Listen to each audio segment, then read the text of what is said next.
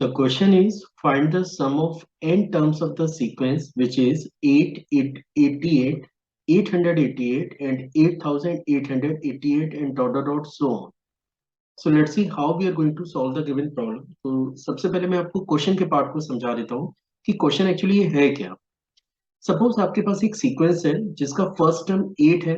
The first term is 8, the second term is 88, the third term is 888, the fourth term is 8888 and plus dot dot dot so on. अब देखिए यहाँ पे एक pattern generate हो रहा है. पहला टर्म में एक 8 है, सेकंड टर्म में 88 है, मतलब तीसरे टर्म में 3 8 है, फोर्थ टर्म में 4 8 है. तो इस पैटर्न को अगर आप समझें तो आपको इजीली समझ में आ रहा होगा कि जो अगला टर्म होगा उसमें 5 8 मौजूद होंगे. अब क्वेश्चन में आपको ये पूछा गया है कि इस टाइप की सीरीज के एन टर्म का सम क्या होगा, वो हमें कैलकुलेट करना है. तो देखिए मैं अभी है ना आपको पहले छोटे पार्ट पे एक बार काम करके दिखा देता हूँ. मान के चलिए वो एन टर्म्स के लिए बात ना करके फोर टर्म्स के लिए बात कर रहा होता तो हम क्या लॉजिक यूज करते. जैसे मान के चलिए मुझे केवल फोर टर्म का सम निकालना है. वैसे क्वेश्चन मेरा अलग है, क्वेश्चन में पूछा गया है कि आप एन टर्म का सम निकालिए, लेकिन मैं अभी आपको पहले फोर टर्म का सम निकाल के देता हूँ. इस लॉजिक को जब आप समझ जाएंगे तो फिर आप वो जनरल वाले क्वेश्चन को भी इजीली हैंडल कर लेंगे. अब जैसे यहाँ पे आप देख सकते हैं कि फर्स्ट टर्म आपका 8 है, सेकेंड टर्म आपका 88 है, थर्ड टर्म आपका 888 है and the last term is 8888. ठीक है.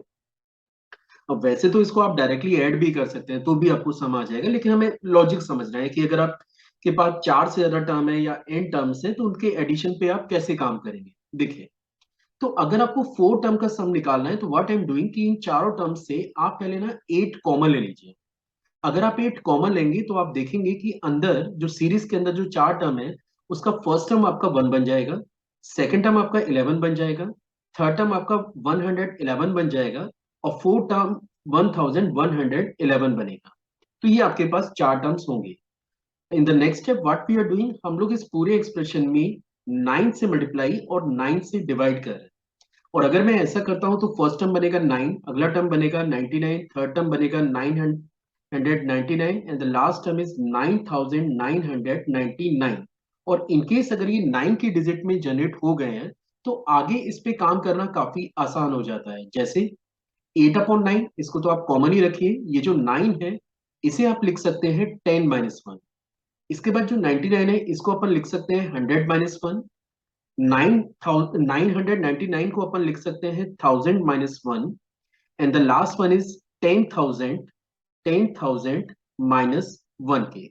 तो मैं एक्सपेक्ट कर रहा हूं कि आपको वो जो लॉजिक है वो समझ में आ रहा होगा कि अगर मैं चार से ज्यादा टर्म्स पे जब काम करूंगा तो मुझे लॉजिक क्या यूज करना है. तो देखिए यहाँ पे 8/9 तो ये है ही है. अब फर्स्ट टर्म को अगर आप देखेंगे तो यहाँ पे 10 है, ये 10 का स्क्वायर है, ये 10 का क्यूब है, 10 की पावर 4 है. तो आप इसे अलग कर सकते हैं. डेट इज 10 प्लस 10 का स्क्वायर, 10 का क्यूब, 10 की पावर 4. ये चार टर्म्स मैंने अलग कर लिए और लास्ट में आप देख सकते हैं 1 1 1 1.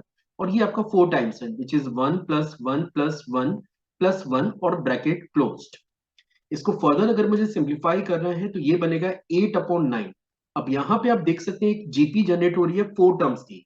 और इससे आपको एक सजेशन मिलता है कि जब आप एन टर्म्स के लिए काम कर रहे होंगे तो यहाँ पे एन टर्म्स की एक जीपी जनरेट होगी क्योंकि यहाँ पे फोर टर्म्स की जनरेट हो रही है.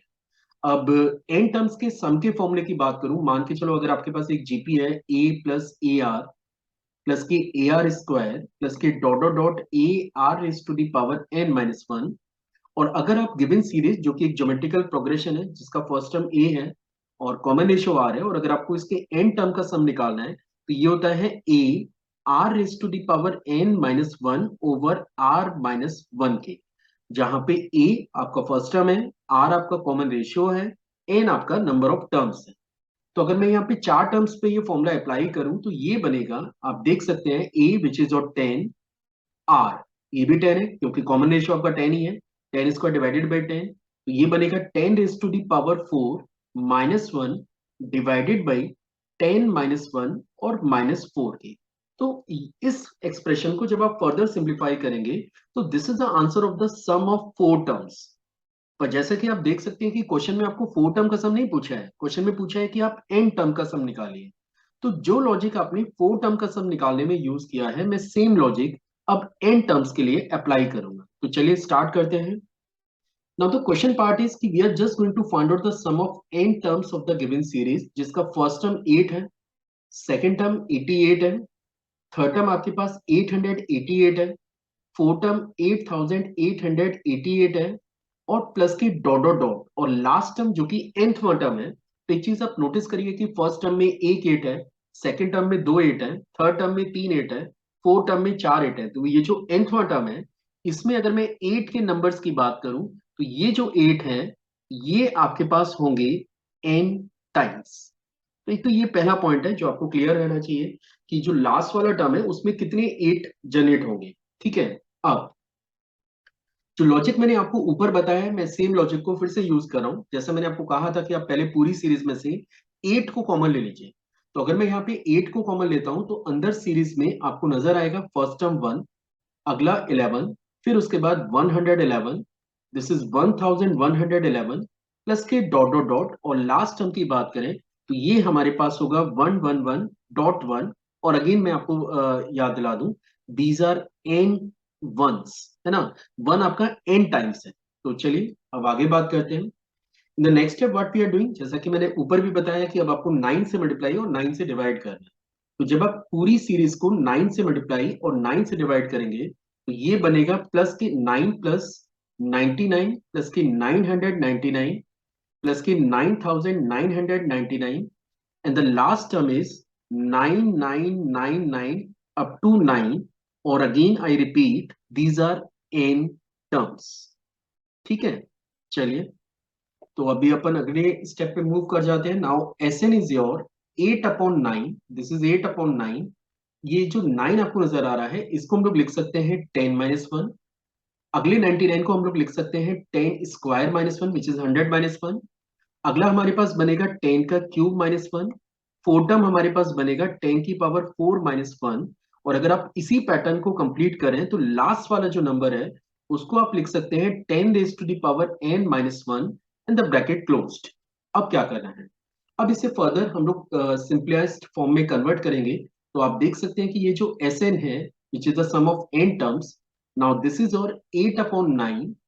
पहला टर्म आपके पास बनता है 10 प्लस 10 का square, this is 10 cube, and dot dot dot up to 10 raise to the power n, है ना। तो एक तो ये टर्म हमारे सेपरेट हो रहे हैं, ये आप देख सकते हैं first term, second term, third term, fourth term, and this is the nth term जो कि 10 की पावर n है, minus this is 1 plus 1 plus 1। वैसे इन शॉर्ट में आप इसे n लिख के भी काम चला सकते हैं, लेकिन चलिए अभी मैंने 111 n टाइम्स लिख दिया है। These are n terms, these are n terms, so now this will become Sn is your 8/9। चलिए अब यहाँ पे फॉर्मूला अप्लाई कर देते हैं जीपी का। और जीपी का फॉर्मूला मैंने अभी अभी आपको बताया था कि अगर आपको जीपी का सम निकालना है तो ये होता है Sn is your a 1 minus r raised to the power n divided by 1 minus r के, जहाँ पे a is the first term, r is the common ratio and n is the number of terms। so this will become 10, आप लिख सकते हैं 10 raise to the power n - 1 divided by 10 - 1। मैंने formula apply कर दिया है और ये टर्म हमारे पास n के इक्वल है, क्योंकि 1 को अगर आप n टाइम्स ऐड करेंगे तो वो n ही बनेगा। So now this will become Sn is your 8/9, this is your 8/9। अब इसको फर्दर अगर आप सिंप्लीफाई करेंगे तो this will become 10/9, this is 10 raise to the power n - 1 minus n के।